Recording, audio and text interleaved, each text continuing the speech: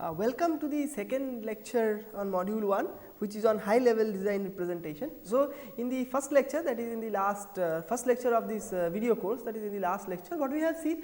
We have seen that actually in this course what we will be studying, we will be studying about how we can develop or algorithms which are required to develop some automatic tools, that is CAD tools, which will help us in design of digital VLSI circuits. So, I mean if you already we have told you in very brief that I mean if you talk about digital VLSI industry, so I mean there are basically two paradigms. One is the design paradigm and one is the CAD tool paradigm.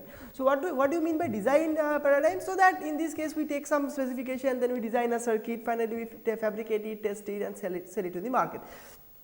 So, depending on user specification, like it may be a processor, it may be embedded processor from mobile, it may be a video processing circuit, it may be a image processing circuit, it may be something for biomedical image processing.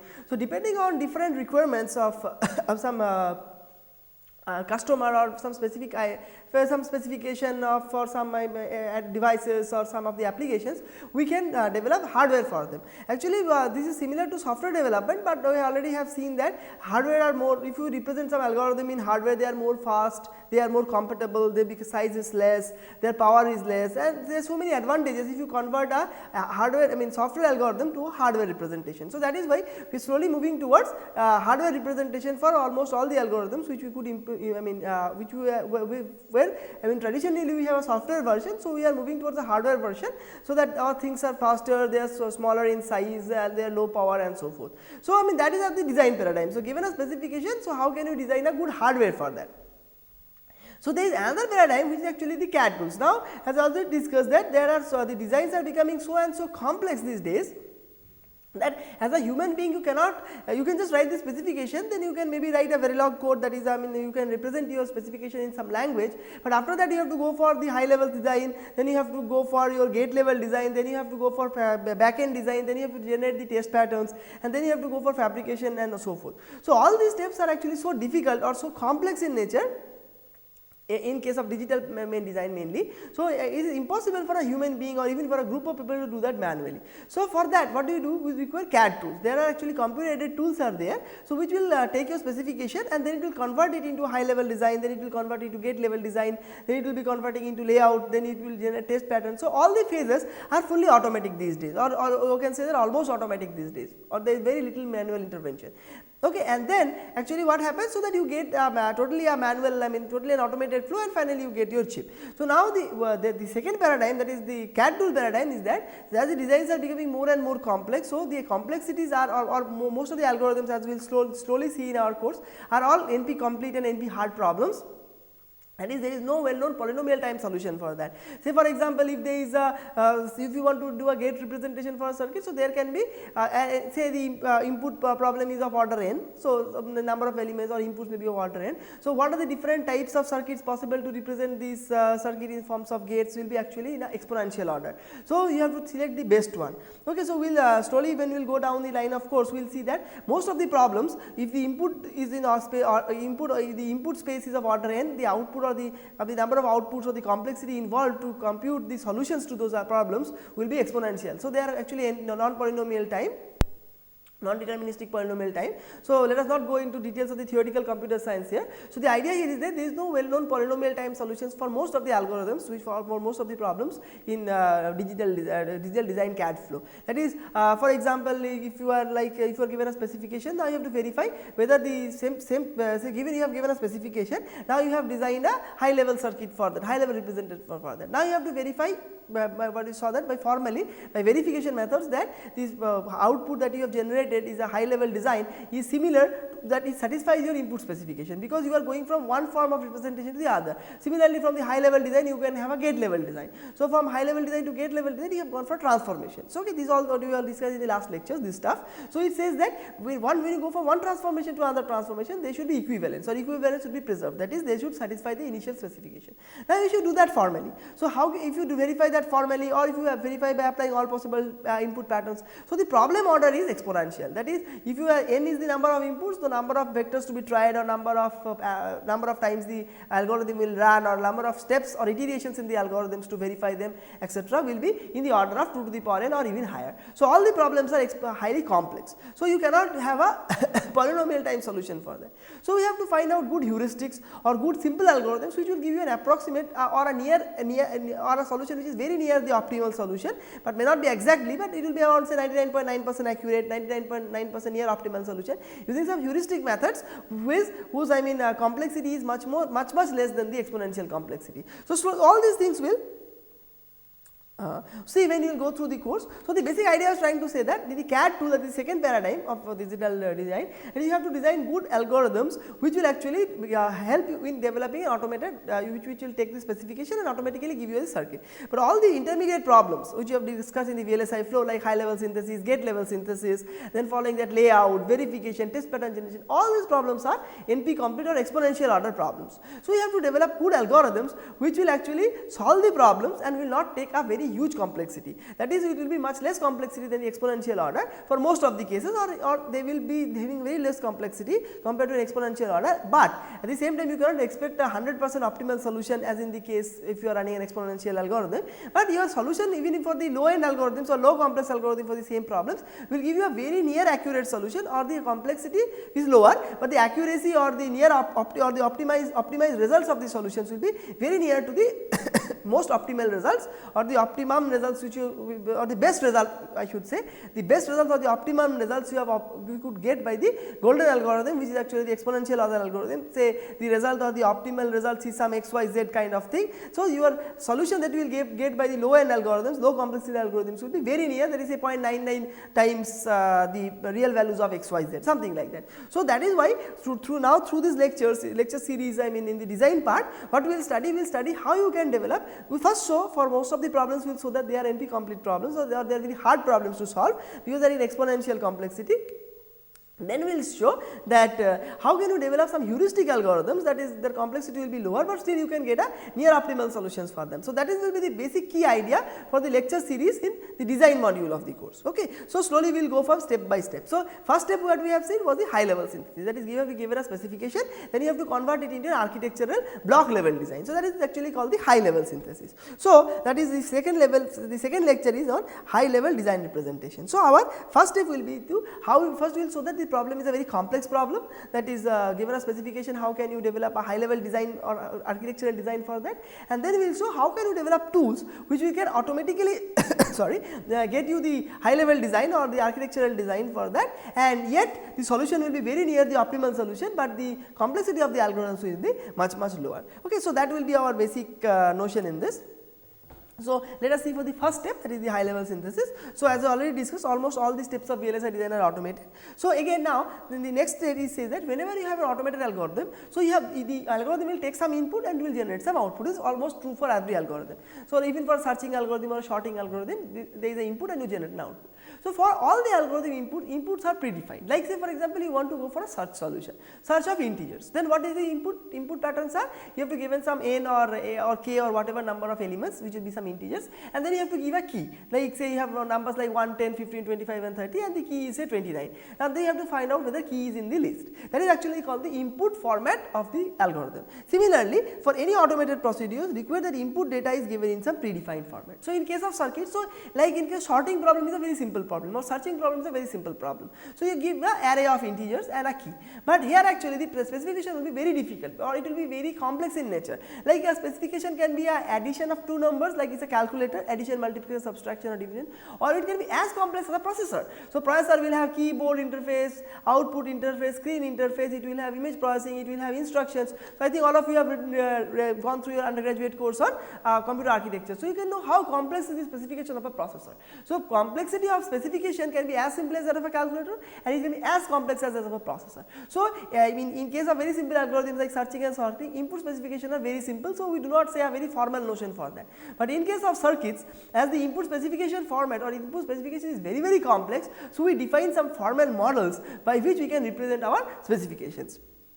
And why? So, for example, and also the input specification, that is you use some language or use some models to represent your specification, and this should be also efficient for implementation of the procedure. So, what does it mean? It means that first of all you should be having a unique or a standard kind of representation for the specification or some models for the specification, and now your algorithm or your CAD tools will run, which will take the input and generate an output, like it will take the input specification and generate the high level architecture block diagram, right.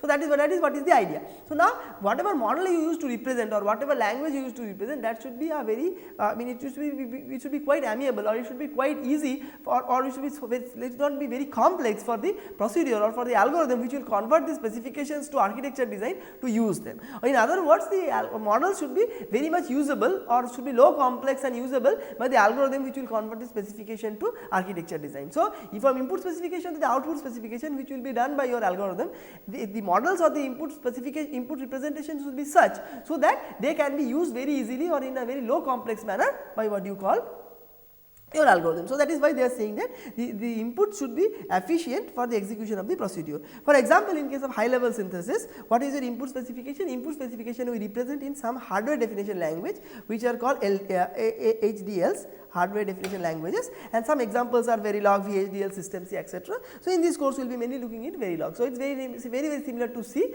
only with some small differences, which represents the hardware. So, we will see that when you will go through the course. So, there are many languages like Verilog, VHDL, System C, System Verilog are also there. So, many languages are there. So, we use them to represent your input specification. Like for example, you want to say that I want to implement a hardware which will actually say will add some n numbers or short something and all. So, writing an English language specification is always full of ambiguities. So, if you write it in a standard language like Verilog or VHDL, which are called the hardware definition languages, then they are standard, there is no chances of any ambiguity, and it is a standard representation and very easily executable by all the procedures which will be used for converting specification to high level designs. And also some from the hard what do you call those the hard Verilog or VHDL are nothing but some language. So, the language has to be represented by some formal models. Like for example, we know that. So, if you want to represent a traveling salesperson problem, or you want to represent or say some problem like there are n cities, a traveling salesperson is traveling from one node to another and so forth. So, we always map them to a graph. Like say most of the problems can be mapped to a graph, like this is one good example, like the traveling salesperson problem. So, we map them to a graph, and if there is a path where the cities are represented by nodes, and if there is a path from one city to another city, then we join the two nodes by an edge. Then the distance between these two paths, two cities can be represented by weight on the edges. So, that is what is that? That one is nothing but we are representing a problem in terms of some formal model or in terms of a graph model. So, this is a very well known thing in theoretical computer science, in data structure algorithms. Mainly most of the problems we try to represent them using some data structures like graph, trees, like a binary search tree. So, some sequence of numbers we represent them in form of what you call a tree.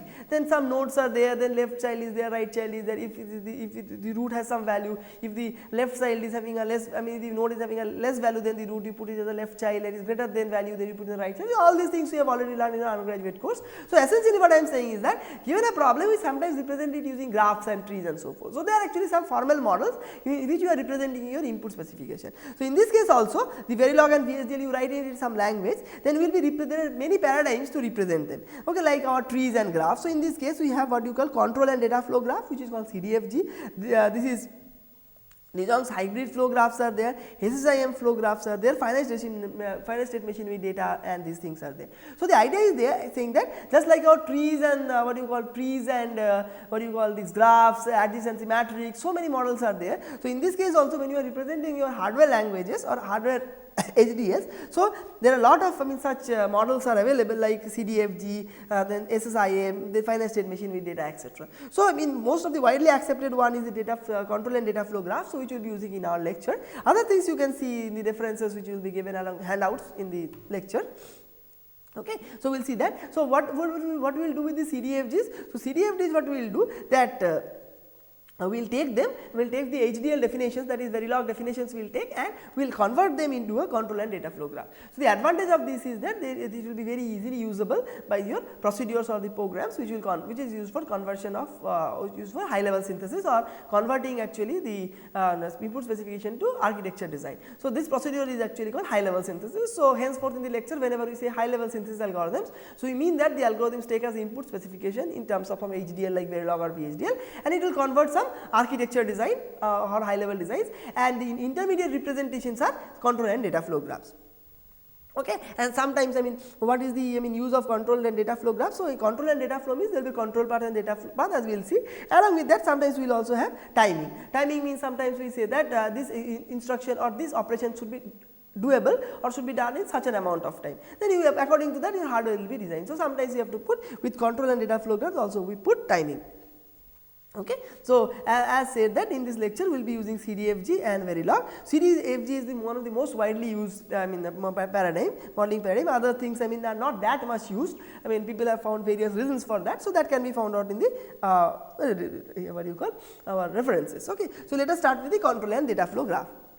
So, what does that? So, control and data flow graph says that it is a directed graph. As I told you, as you also find in our lectures, most of the VLSI problems will be mapped to graphs, because there is a very close relationship between graphs and VLSI circuits. Because if you take a very simple, just take assume a circuit like this, very simple circuit. So, you can always think that in terms of a graph, right? This is one graph. So, this is the another graph, nodes and all. So, these are the inputs, this is a connection between two nodes if there is a path from one gate to another. So, very easily you can see that most of the problems in our VLSI, digital VLSI can very easily map to graphs. So, in this case also we will be mainly using graphs to represent them. So, CDFG is also some kind of a graph.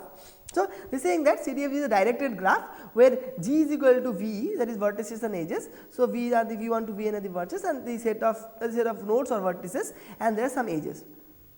Okay. So, this is about the idea. So, it is just like nothing but it will I will take an example to tell you, then it will be more clear that what is the basic more emphasize, what is the, it is a directed graph, then what we put exactly more on this graph. It is not a simple diagram, that we will put more information on that, but the structure is very simple to a normal diagram. It has nodes and edges. Okay. So, now the nodes will be of three different types. Okay. So, one is called the operational node. So, what is an operational node? The responsibility of the operational node is for mathematical logic or relational computation like additional, equality checking and all. So, you can say that these nodes represent some computation. So, what is CDFG? So, CDFG will be nothing but will be some graphs. So, you will have some nodes and some edges. Okay. And then this is just a diagram. Now, these nodes will be of three types. Okay. So, now this is not a simple diagram. So, we have to put some more stuff on the diagram. So, it is which is making it into a control and data flow graph. So, what are the things? First time all the nodes are divided into three classes. First is the operational node. So, what is the operational node will do? Operational node will do nothing but they are actually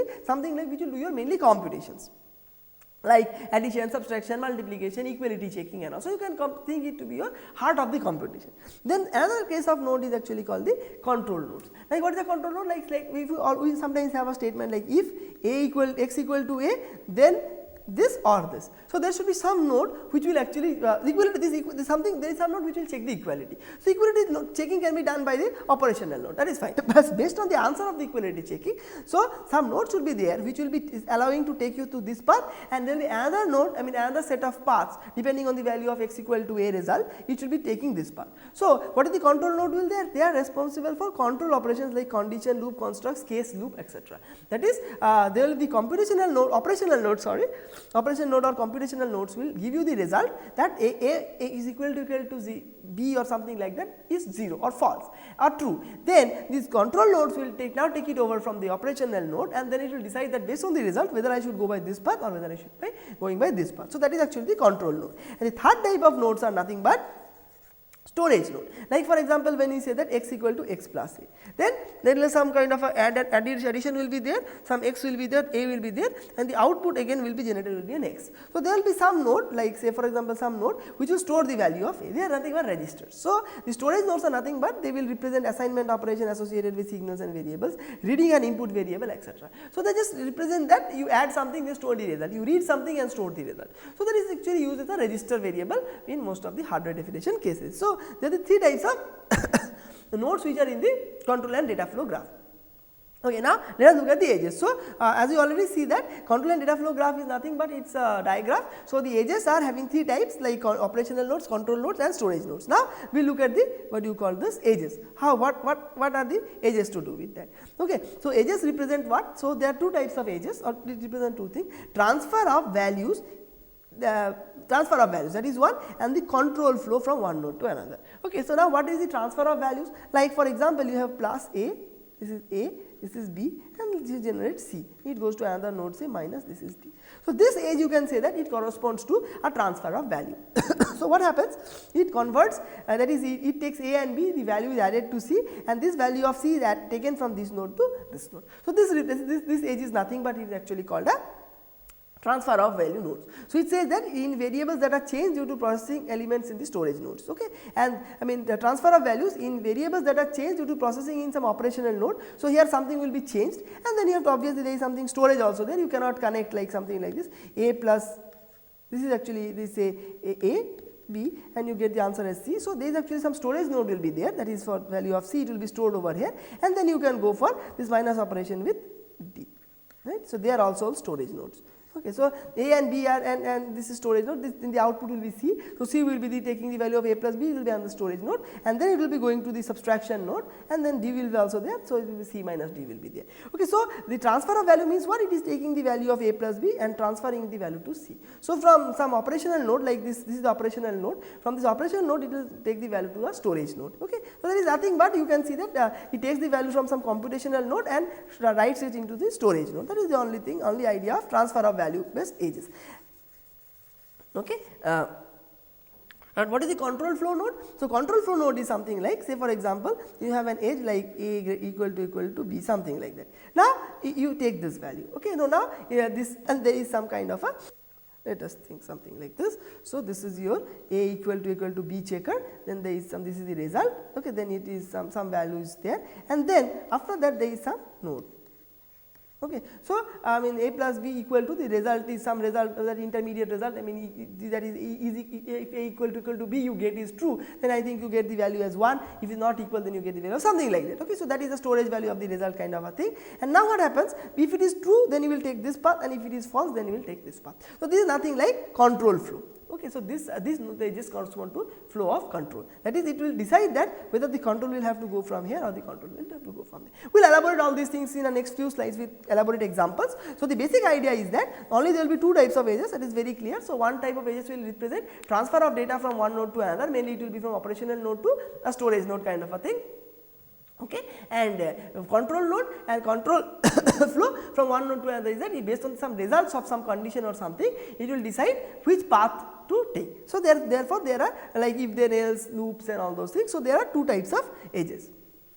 Right. So, I mean what you can say our CDFG or is nothing but a diagram where the nodes are of 3 types like operational, then computational and so operational and conditional, like these 3 things like operational and computation is same, control and storage. Okay, and edges are of 2 types, transfer of value and transfer of control. Okay. So, now let us take an elaborate example or a specific example and see how it is represented. Okay. So, what our idea is that? Our idea is that something is that. So, initially we have A equal to B star C plus D. So, this is initial value we will have. Okay, we will read the value of B, C, D from some outside, that is from the interface, and then we have a loop while A is greater than 0, A equal to A minus 1. That is initially you load A with something, some value and then you execute a loop. Okay, then the loop is while A is greater than 0, A equal to A minus 1. We have here there will be some operation like I mean it is counting the loop, there is a loop which is running mod of A number of times, and what is the value of A? Value of A is equal to B star C plus D. Now, you can put some computation which you have not shown here because that is not relevant for this lecture. That is some computation can be there, then that is there is a loop which executes B star C plus D number of times and based on that you can do some computation. So, this computation we have not shown because that is not of much relevancy. So, now this is how do you write it in Verilog. So, we say that include module CDFG example is the name of this one, then you say that ABCD, they are the input and outputs are defined over here. Then we say that inputs are 4 bits 0 to 3 BCD and A is the register, A is an output So, we say that output 70 this one, and also we say that A70 is a range, that means it is an output. So, it may store the value of this one, and then we say that initial begin, that is initially what is going to happen, we say that A equal to B star C plus D, and then we have a loop. So, as I told you, this is a very simple like C type of language. So, you can just take any Verilog reference and you can find it. It is very simple, it is just a representation like C with some small differences, because obviously C is for software representation and Verilog represents a hardware. So, obviously there will be some differences. So, I mean you can just but it corresponds mainly to VLSI design type of courses. So, you can just have a look at it how Verilog codes are written, but it is very simple. So, just you can see it is very highly correlated with C. So, initially we have B plus C plus B star CD, and there is a loop, and actually we have to just declare that the output is of 8 bits, output we are storing in some register. So, define as a range, and inputs are 4 bits. So, input we directly take them kind of a thing. So, this is a Verilog code for this one. Okay, so, we are not going into in depth why it is a register, why inputs are not defined as registers and all. So, they are intricacies related to Verilog design. So, you can have a look at it in any standard book. Now, how do we represent as a CDFG? So, we have 3 input variables like B, C and D. So, they are read from some external inputs. Okay. So, we have 3 storage nodes from them, B, C and D, read B, read C, read D. So, they are nothing but they are actually your storage nodes excuse me, and we number them at B1, B2 and B3. Now, what happens? Now, you see that we are first doing the star B star C. So, B4 is a operational node or computational node, which is actually taking the value of B and C, and it is writing the value of this one. Then we are writing the value of D. So, reading the value of D, and it has to be this one. So, here the B4 and B5 is another computational node which is adding the value of D with B and C, and finally, where it has to be written? It has to be written to the value of A. So, this is actually another storage node. So, we are writing A equal to B star C. So, this part is actually representing your initial part of the design. So, here we require some kind of a storage blocks, and these are the 2 computational blocks. Obviously, you can say that okay, about the edges we will tell you later. So, all these things actually this and these edges are nothing but they are your data transfer edges, because in this case it is reading the value of B, reading the value of C and transferring here. So, this will be also a kind of a data transfer. So, it takes the value of B plus C and it will write it to this case. In this case also it is taking the value of B star C, adding to the value of D and writing to the value of A. So, they are all nothing but all they are data transfer based edges. Okay. So, formally you will also see in the next slide mainly how which are what edges are what. Now, you see here. So, this is another computational edge. So, it compares A with 0. So, and then it will give you the result over here. So, if it is if the computation is correct, that is A is what you call A is less than 0. So, the answer is false. So, you come here and you stop over here. So, this is nothing but a conditional node. Okay, this is a conditional node which are represented by a triangle. So, now if A is greater than 0, if the answer is true, then what is the answer is 1. Okay, this node is nothing but a computational node which is doing a comparison. It is comparing A with 0. So, now if you are able to do that, so if the answer is true that A is greater than 0, then it is very good. So, you are giving the answer as a 1, then you are going to this computational block again, and if it is if A is greater than 0, it becomes false. Okay, then you are getting the value of 0, everything terminates. Okay.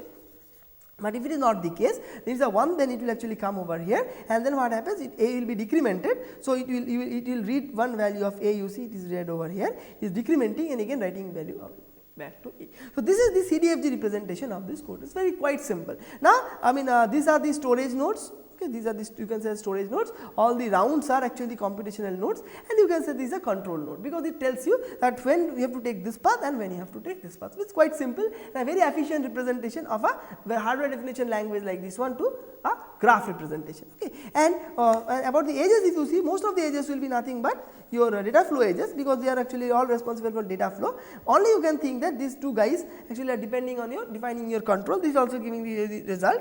They are all giving you the results kind of a thing. So, right, you can see that here we are actually giving you the results. So, what is the result? So, B is greater than this one. So, this is some result which is actually given, that this comparativity is giving some result. If the comparison value is 0, so stop. Comparison value is true, then you come over here. That was I was discussing.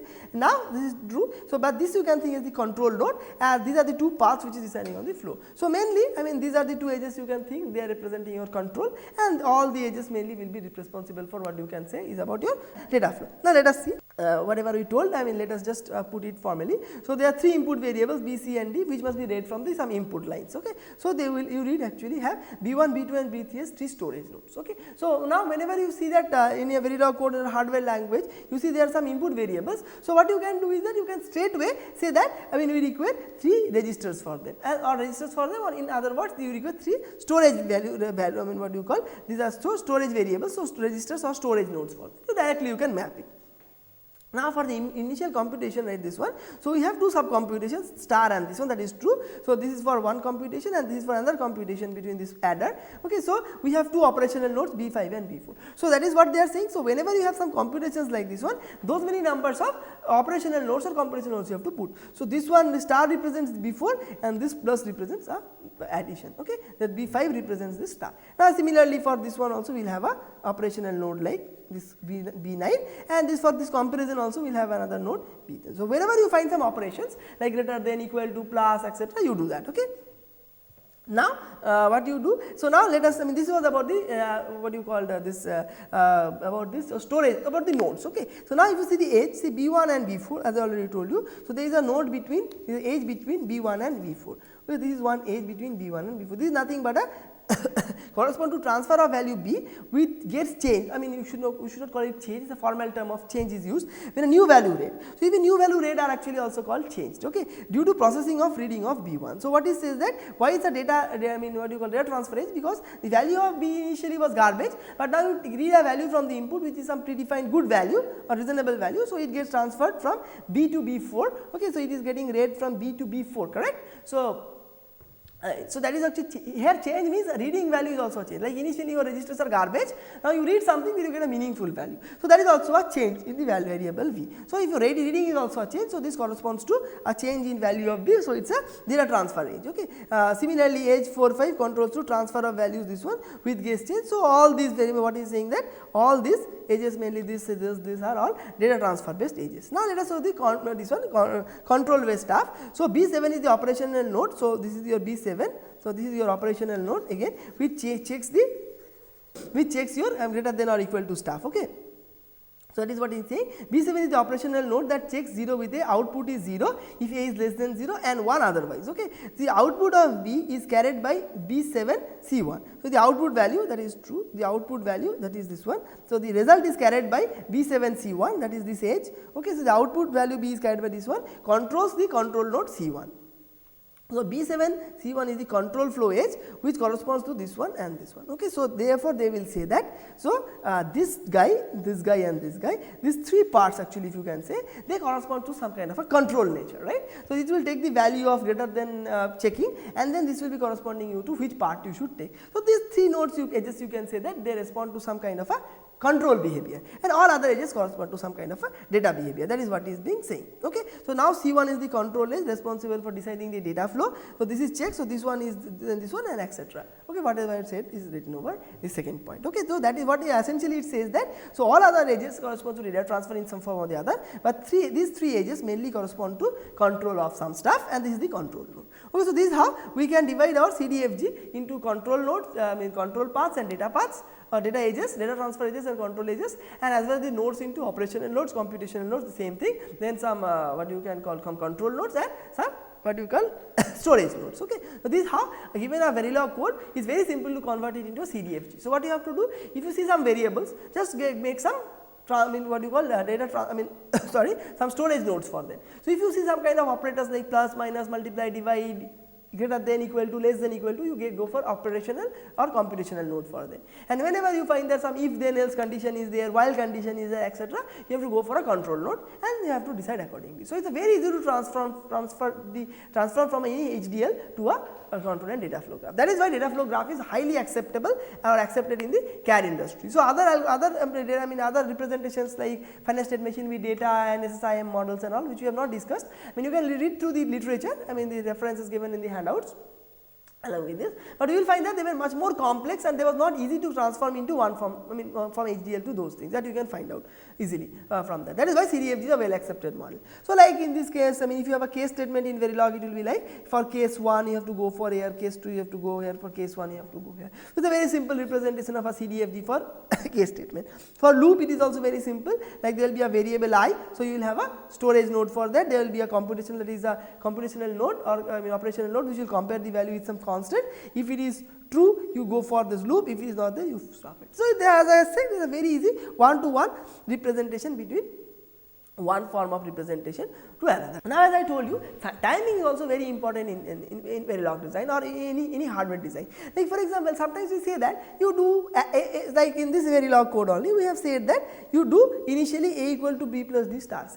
Now, is a very important point over here. We are not specifying any time over here. So, what is time over here? Time means if we say that this operation has to be done in say hash 25 nanoseconds, something like that we are saying. We may say that then what it means? It means that because of some input parameters or some input constraints, slowly we will elaborate these things in sequence of lectures we are going to have, that why timing is so important. So, it says that something, take in a very take a very layman's language, you can understand this. Say for example, there is a chip, okay. So, he says that he will give some input at that say at this clock pulse, okay. So, at this clock pulse he gives some input like x equal to 1 or something dot dot dot.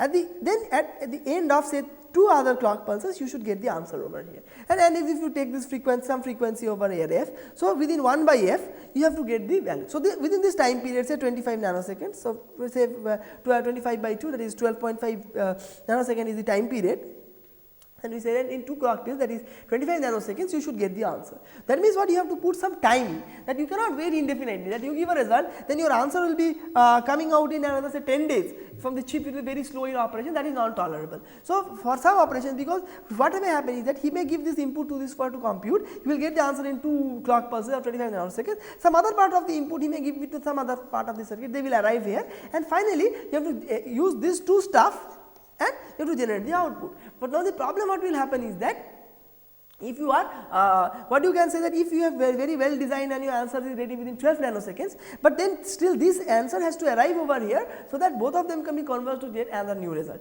So, therefore, this will become the bottleneck. So, if you think that instead of 25 nanosecond it is taking 25 milliseconds, then you are at a big problem, because even if this block is very fast, but because of the slow operation of this block, nothing works actually. Okay. So, that is why timing is a very important concept, or actually timing is a very important paradigm which you also have to include. Like sometimes in the other way around also, you may design a block like we have done very hard work and say that there are 2 blocks over here. So, inputs are coming to them and finally you join another block and you get the result. So, you work very hard on this one and you have taken some 10 nanoseconds to generate the output, okay. And from this one, this is also done by very intelligent people and they have also worked very hard, but with lots of efforts also they could not generate without less than 25 nanoseconds. That is, whatever you do, best resources you have used and everything, but the complexity of computations was so high that you could not generate any result less than 25 nanoseconds. Now, what you will do? So, deliberately what you can do is that you can increase your result also to 25 nanoseconds, because unnecessarily no point in getting the result here very early, because anyway you have to wait for this one. Now, what is the thing? In design what happens that if you are going for a very fast design, so we will also see this the elaboration in the sequence of lectures module. So, if you take a very fast design or a very fast adder, just like you know that a ripple carry adder is a slow adder, carry look ahead adder, carry save ahead adder, carry save adder, etc. are fast adders, but carry look ahead adder require much more gates than the ripple carry adder. So, so in thumb rule is something like that. If you are taking very fast circuit, or if you are taking a very high end, with the computations are very fast, you get the result very fast, generally the power consumed and the area overhead of those designs are larger. Okay, so now in this case, this anyway with fastest possible gates and all, you could not achieve less than 25 nanoseconds. So, why unnecessarily you want to make it 10 nanoseconds and use more resources when it is of not any use, because to use the result which arrives here, so you have to wait for 25 nanoseconds, and you have given the results in 10 nanoseconds fine, but you cannot do because the other results you have to wait for 25 nanoseconds.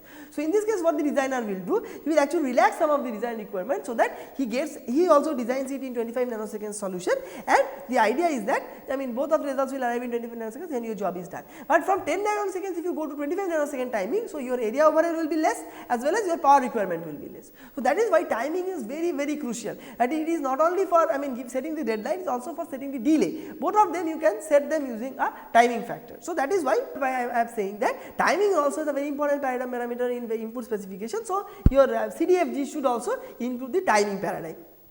like that is what we said. So, minimum time required delay, maximum time required delay should also be in the specification, like this ripple carry adder is a slow adder corresponding to this one. So, if you are using a very fast circuit, more area will be taken. So, you have to think very carefully when you have to use a fast circuit and when you have to use a slow circuit. So, we will see how in CDFG we can do that. It is very simple in CDFG, like say for example, you want to say that the delay of this one is say 50 nanoseconds. So, just you have to put another circle and you have to say that this delay is nothing but 25 nanoseconds. Sometimes you can say that I want that whole computation delay is to be 20 nanoseconds, multiple nodes. So, just you have to put one edge with a circular node which says that delay is equal to 90 seconds. So, it is a very simple formal representation for this one, that is why it is so widely accepted as a this thing. Now, in this case also you can say that this loop, this whole loop, so iteration of one loop should be able to doable in minimum 100 nanoseconds. So, in this case that will decide the delay of n equal to, this is subtraction block, it will decide, this comparator block it will decide. So, it will decide the delay of all those things. So, in this case also you see you have done this and you have said that the delay between this whole loop is nothing but 100 nanoseconds. So, the more what I want to emphasize is that, so in case of Verilog design, in case of any hardware definition language, important parameters are your storage, that is very input variables, some operations and some control. So, they can be very easily mapped to the CDFG, like operational nodes, storage nodes and the control nodes. Similarly, for the edges. Now, there is another part which we are missing is the timing. So, timing should also be also generally in all designs timings are specified, like nobody will purchase a Pentium chip if you say it is Pentium 1 or Pentium 4. We always say that it is Pentium core, Pentium dual core 2 gigahertz or 1 gigahertz. So, that is actually your timing. So, timing is the most important paradigm which actually says that this mobile is running on Android 2, it is having such a high memory, its processor is 1 gigahertz processor, and so they are all actually marketing terms as well as they will decide the performance of your devices or circuits. So, as they tell you that this is the performance of the circuit and so forth. So, they are very important paradigm. Okay, so, timing will have to be introduced in all these specifications, or timing are present in all these specifications which we take. Okay. So, therefore, timing also has to be represented in your CDFG, because you have seen that CDFG is a very natural modeling paradigm for your hardware definition languages. So, and also we have seen that timing can be very easily incorporated between the loops, between multiple nodes by simple nodes, but just by putting an edge saying that this operation has to be completed in this one. So, CDFG, the control data flow graph with timing is also very simple representation. So, all in a nutshell, CDFG has a one-to-one mapping, you can say directly with a Verilog code. Okay, somewhat like that. Now, we will see there are basically two types of CDFGs, that is very important. One is called the control flow based CDFG and one is called the data flow based CDFG, that we will see. Okay. So, just we have just modified our Verilog code, some Verilog code we have taken and we have modified it a bit. So, you can see in this case we are taking ABCD, some condition is there. So, inputs are BCD, also some 2-bit control is there, that is also coming from input. So, these are all the So, these are all your input block, input pins BCD and condition. So, BCD are 4 bits and condition is a 2-bit control and output is A, it is again in this case a 4-bit input, and we say that if the condition is 0 0, then you root A equal to B plus C plus D, and if you say that the control is 0 1, then you have to write A equal to B minus C plus D, and default. Actually, one difference is in hardware definition language compared to C language, you can say that if the condition is 0 0 0 1, you are done. But in case of hardware, so if there are 2 lines, so conditions you are saying about 0 0 0 1, but nobody can prevent from happening 1 0 and 1 1. They should also come. They may also come. Nobody can prevent them from happening. For some in C language, you can write about the 2 things, like if there is no else, or you can say that these are the 2 conditions only that will happen. I am very much sure about it. So, you need not define a default, may not be required, but in case of hardware you have to tell, because there is no hardware which you can prevent from happening 1 0 or 1 1. So, you have to add a default case. So, these are some intricacies of Verilog. So, you have to add a default case. So, it is saying that in all other cases you have to have A equal to B plus C minus D, or also you could have said that A equal to A, something like anything you have to say, but you have to define that. You have to also give a default case in case of hardware languages. So, anyway, do not mix up these things with the current lecture, because they are all intricacies of Verilog language. So, this was just an offline information for you, but just the idea here is that, so depending on the conditions they have given 3 types of computations. So, now we will map them to CDFG. So, there we will see that there are 2 types of CDFGs, control flow and data flow. So, let us see which is what and what is advantages and so forth. So, control flow based. So, it is very simple. So, how do you do the control flow? So, first you know that B, C, D and condition. So, so these are all input variables. So, obviously you have to have some storage registers. So, you see in these cases for the time you just do not see about this. So, you just see it is B, C and D. So, they are about your storage registers, or they are actually your storage nodes, and you write the value of A. So, it is again a storage node, and also there is a condition is there. So, you should also have a condition variable. So, it is a condition is your storage register, right. So, these are storage node. Then you require 2 computational nodes or operational nodes, because there are 2 sum, subtract and so forth. So, mean 1, 2, 3, 4, 5, 6. So, 6 these things will require. So, you just see 1, 2, 3, 4, 5, 6. So, some 6 computational nodes are there, correct. Now, we will see why we have replicated something, and also that is integrated details that we will see. Okay, and then what you require, you for the condition you require a control block. So, this is the control block for this one, and that is it. So, what we have done? So, this is a control flow based representation. So, what we do in this case, we see that there are 3 what you call, there are 3 basic operations, this and this. So, and based on this control there will be 3 flows. So, what we do? So, we represent this with one flow, this with one flow and this with one flow. Okay. Now, what is the flow? If the condition is 0 0, then A equal to B plus C plus D. So, what we have? We have 3 storage nodes, or actually 4 storage nodes and 2 operational nodes. If the condition is 0 1, then what you have to do? You have to do B plus C, B minus C and minus D you have to do. Okay. So, continuously we make another block, and if the other condition like 1 0 and 1 1, then you have the third block where you have read B plus C minus D. So, that is what similarly you have done, and now based on the value of condition, either this one or this one or this one. So, these are the what you call the 3 control transfer ages, control based ages. So, we will decide which block to take. So, this is actually called the control based representation of your CDFG for that Verilog code. Now, here you see, here you can see there are a lot of redundancies and all, like because you see in this case B C B C B C. So, unnecessarily have put 1 2 3 4 5 6 storage nodes. I mean, you could have read B once, C once, because they have to read only once, and depending on that you could have done something. Similarly, for D also you have replicated it twice, like this this operation and this operation nodes are replicated. Similarly, you can say that this operation node and this operation nodes are replicated. So, there are a lot of replications if you are going for the control based representation. So, what is this control based representation? There is nothing but it is simple. You can just see the Verilog code. We have this is one computation, this is 2 computation, 3 computation, and we have made 3 blocks for this, and there is a condition block. This is the conditional block. For that we have a condition node and we have done it. So, we have done from 1 to 1 mapping from the code to this one. So, this is actually called a control flow based representation. So, there is nothing disadvantage or advantage of it. The only problem we found out here is that this the advantage of this one is there is a direct mapping from the code to them, very easy to do, but there is some kind of redundancies over there. Now, let us see. So, that this is all the discussion I have told you, that how we have made this block. So, you can just have a look at it. So, it is based on conditions we have made 3 blocks and all those stuff, it is written over in the slide. So, whatever I told you that is in this slide. Now, so, this is about the control based implementation that was being discussed. Okay. So, essentially what the slides are saying, that in case of control based representation, you take a control node based on each path, like each control value, like 0 0 0 1 1 0 1 1, you have 4 sub modules or 3 sub modules, and you attach them based on the computation in the code. Like, so they are the 3 sub modules you can say, or 3 sub computations kind of. So, you have 3 this kind of a stuff. So, that is a very simple representation and you can do this.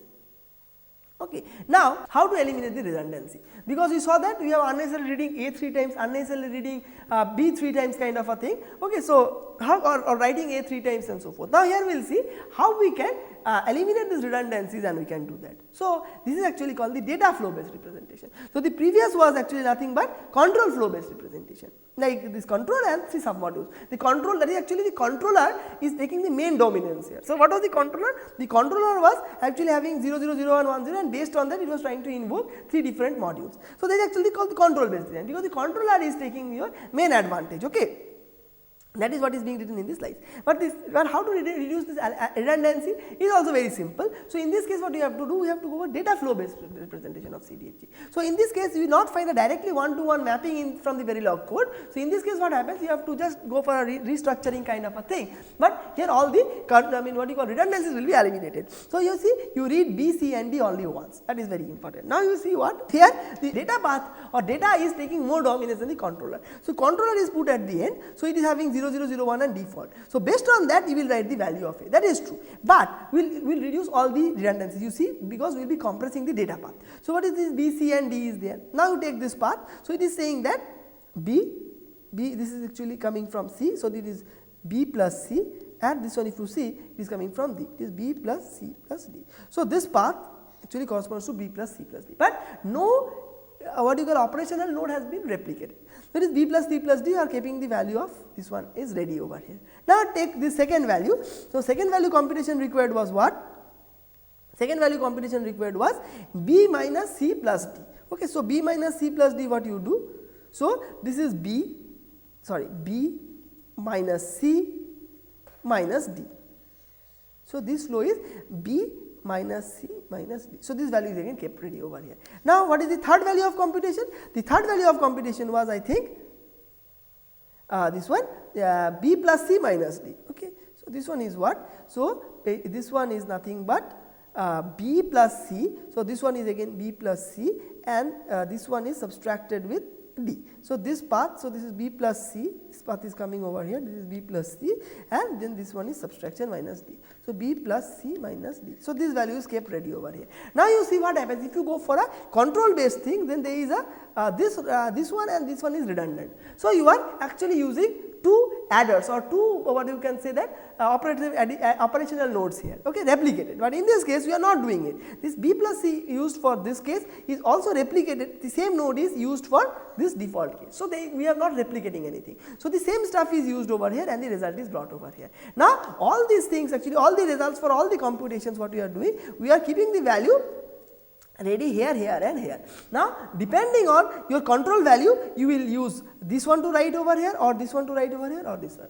So in data flow based representation, what we have done, we have used the data path as the dominating part. So like this one data path, this is one data path and this is one data path. All the data paths are operating in parallel and all the results are kept ready. Okay, and based on the control you will use either one of them. So here actually we are able to reduce the redundancy. Actually we have able to take the redundancy in the data nodes, storage nodes, all the computation nodes, every node the data we have reduced, and we have got a smaller graph in terms of CDFG, data flow based representation. But what is the disadvantage of this? The disadvantage of this is you see that there is no direct mapping from the Verilog code. You have to work manually to find out which are the redundant nodes, which are the redundant computations, and then how can you merge them and to get a most optimal design. So that is not a one-to-one mapping, you have to again put some algorithm to do that. And again, you can see that this is also one more case over here, that is very simple in the case of this control flow, because there is a one-to-one mapping from your Verilog code. You can just say that this is one computation, this is one computation, this is one. Based on this, you either invoke this or invoke this or invoke this. But one thing I have to tell you is that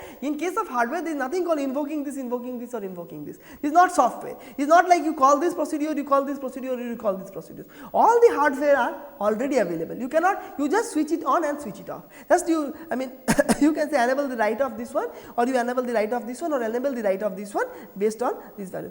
All the computations will be done in parallel, and you have to enable either this or this or this in the end based on the value of control. So there is already these three hardwares are executing in parallel, is because in hardware there is nothing called this is kept somewhere in the shelf and you bring it down and collect it when you are doing its operation. Not possible, because everything is on chip, everything is operating in parallel. Okay, so this one and this one and this one, everything is operating in parallel. Based on your condition, you can enable write of this one or enable write of this one or enable write of this one. So unnecessarily you are putting three redundant hardwares, and you are using any one of them based on the requirement. But in this case we have actually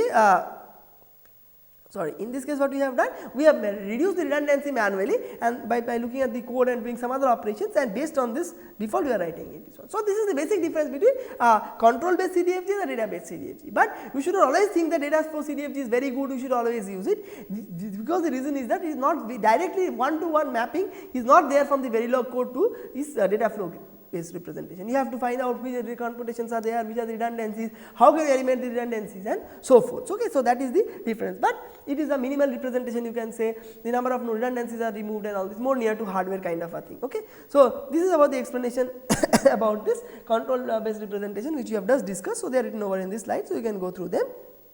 Now let us, just before stopping this lecture, we just go to the question answer based session. So what are the advantages and disadvantages of control flow based CDFG over the data flow based CDFG? This is just the question we were discussing just now. So as you know, the data flow based CDFG can represent parallel evolution of the operation and storage node for all branches. This in sense is a more near to hardware relations of the circuit control to control flow based CDFG. Okay, so what is the idea?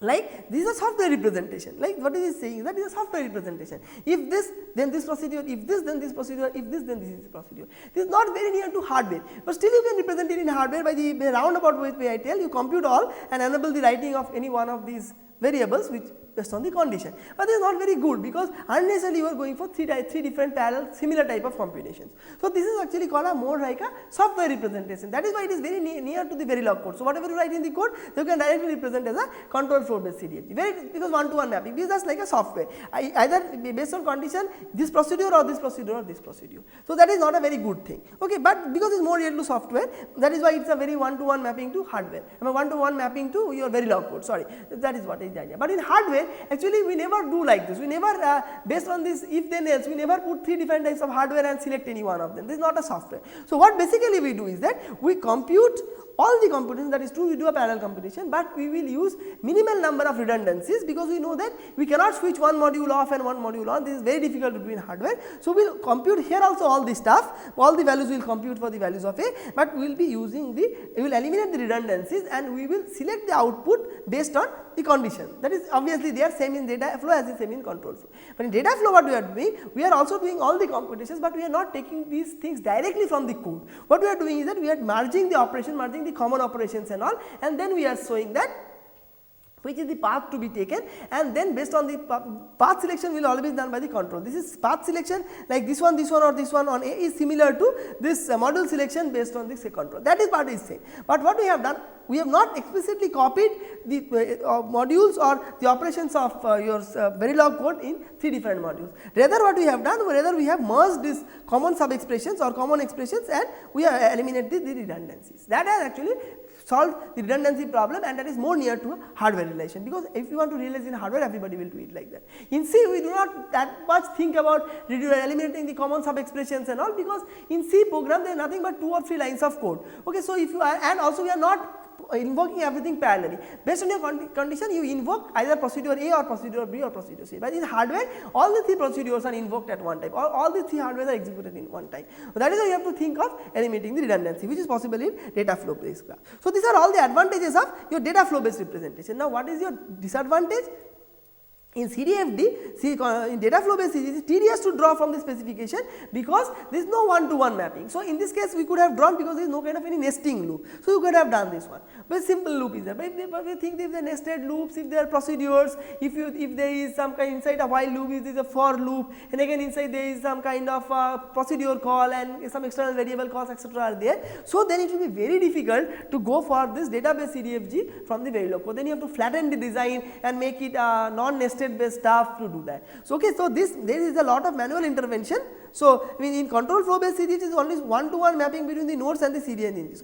But in case of nested loop, conditions, etc., then everything has to be flattened before you can go for a data flow based CDFG. But in case of control flow based CDFG is simple, it is just a one-to-one mapping. So, you can just have if there is a nested loop, so you will have a larger computation block inside us, you will have a smaller computation block and so forth, because it is one inside the other. This is possible in control flow based CDFG. But in case of data flow based CDFG, as you have to eliminate redundancies and all, you have to first eliminate the what you call this nested stuff, you have to flatten it, and then only you can, using some more manual intervention or tools, you have to convert it from the Verilog code to a data flow based CDFG. So, even if data flow based CDFG is more near to hardware and so forth, but still redundancies are not there, but it is still a difficult problem because you have to flatten and then do some manual intervention and or you have to do some computation, I should say, not manual intervention, some other computations to do it, while in the case of control flow it is just a one-to-one mapping.